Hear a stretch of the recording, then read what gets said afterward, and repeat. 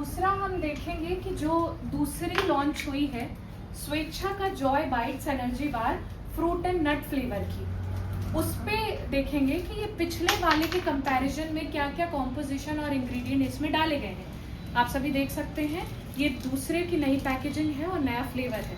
इसके कॉम्पोजिशन को अगर देखें तो पहला ही बहुत अच्छी चीज इसमें जो डाली गई है वो है पम्पकिन सीड्स, जिसको हम कहते हैं कद्दू का बीज। कद्दू के बीज आप सब इसे कॉम्पोजिशन और इंग्रेडिएंट्स में इसके पीछे दिया हुआ है, आप देख सकते हैं। और कितनी इसमें एनर्जी की मात्रा है ये भी आप देख सकते हैं और कितना % डाला गया है कद्दू का सीड। दूसरा हम देखेंगे वाटरमेलन सीड्स, जिसको हम कहते हैं तरबूज का बीज। दूसरा है तरबूज का बीज। तीसरा आप देखेंगे सेसमे सीड्स, जिसको हम कहते हैं तिल का दाना। और तिल इसमें सफेद और काली दोनों डाली गई है, सफेद काली। जो नई लॉन्च है उसमें ये तिल भी डाली गई है, जो पुराने में आपको नहीं मिलेगी। फोर्थ है आपका चिया सीड्स, जिसको हमने बताया था सब्जा का दाना, जो कि हमारे दोनों एनर्जी बार में आपको दिखेंगी। किनोवा, जिसको हम किनोआ कहते हैं,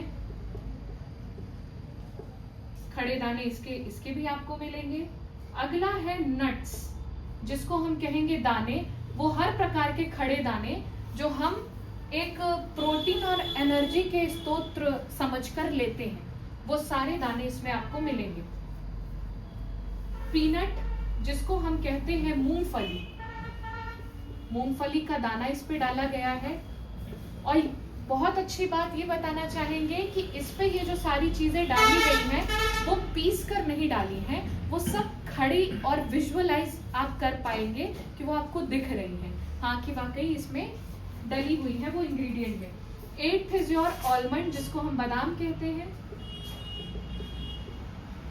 इसमें ये खड़े बादाम डाले गए हैं।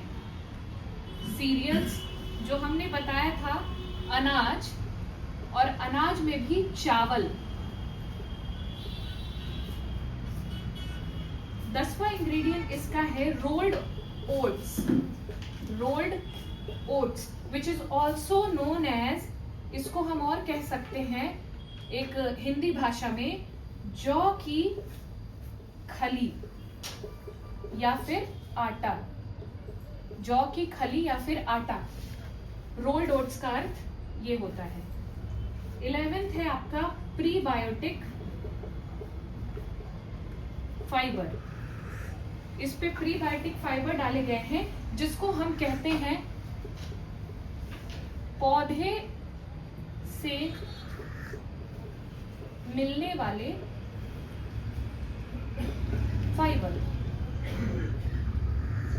जो आपको प्लांट्स में फाइबर्स मिलते हैं वो कुछ चुनिंदा ऐसे पौधों को चुनकर उनके ऐसे अच्छे गुण और अच्छे फाइबर्स उसको निकालकर प्रीबायोटिक का नाम देकर इस पे डाला गया है, जैसा कि आप देख सकते हैं।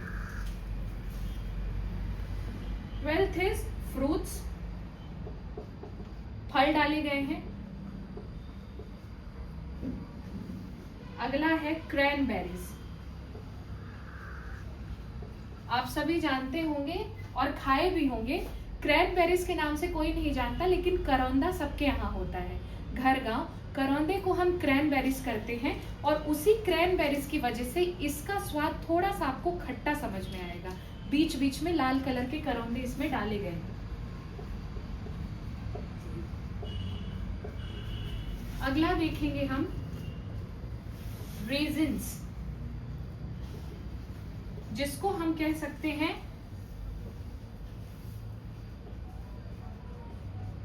कश्मीरी किशमिश। इसमें रेजिन्स की मात्रा अधिक है पिछले वाले एनर्जी बार के कंपैरिजन में।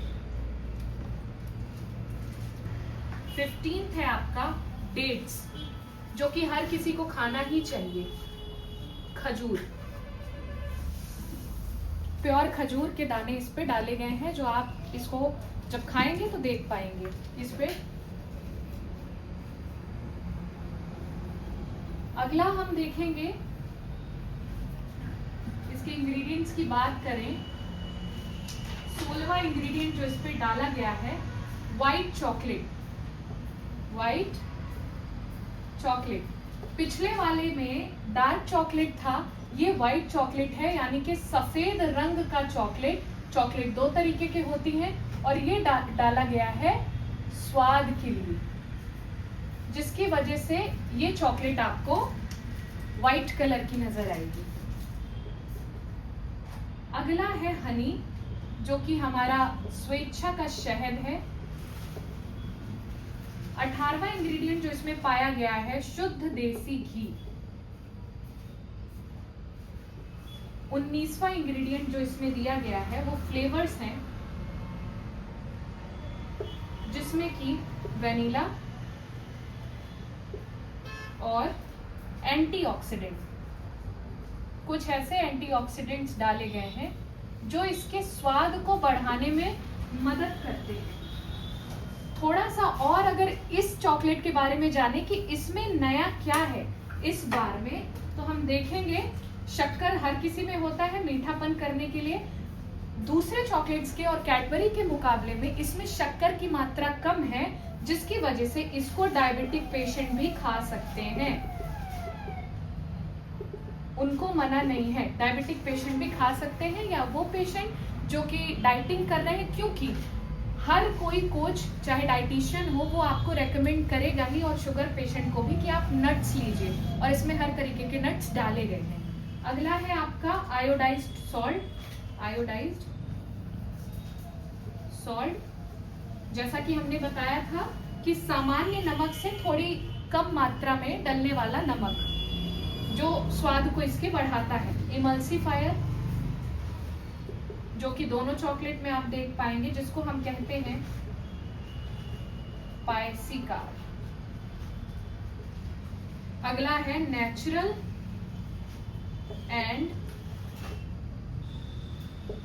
नेचर आइडेंटिकल्स, फिर से वही पौधे और उनसे मिलने वाले खाद्य पदार्थ जो कि एक एंटीऑक्सीडेंट के रूप में काम करेंगे और जो कि नेचुरल है।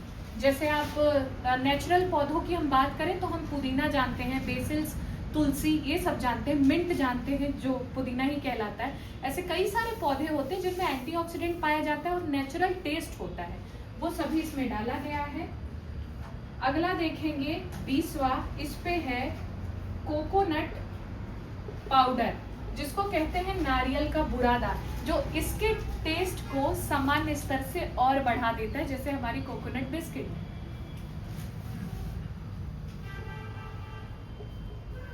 इसी के साथ 21वां नंबर जो हम खुद ऐड कर रहे हैं और इस पे मेंशन भी है that there is no preservatives,